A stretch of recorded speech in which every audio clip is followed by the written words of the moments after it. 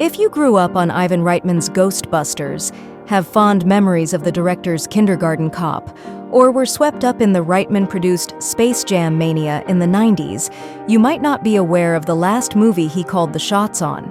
Reitman, who passed away in 2022, directed his final film in 2014 with Draft Day, a sports drama starring Kevin Costner as fictional Cleveland Browns general manager Sonny Weaver Jr.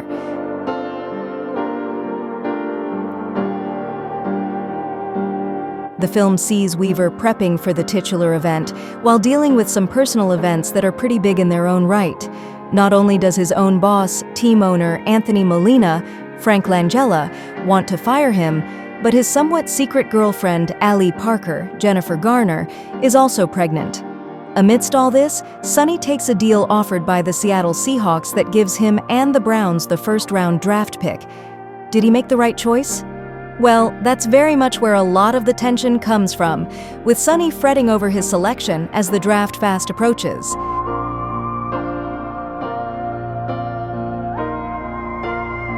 Draft Day wasn't quite the critical triumph Reitman was surely hoping his final film might be, but it fared reasonably well with reviewers.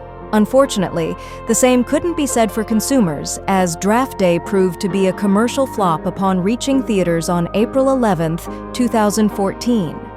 But I'm sure Reitman would be at least a little encouraged to hear that a decade later, streaming audiences have rediscovered his last movie and have sent Draft Day into the Netflix charts.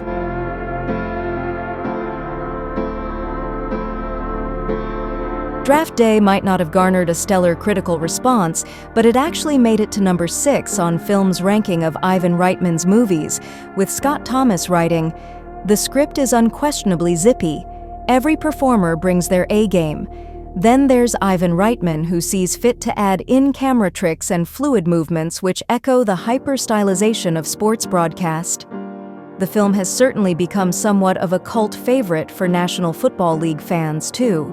So, despite having sent Cameron Diaz's abysmal Back in Action to the top of the Netflix charts in recent months, maybe Netflixers are onto something with this one.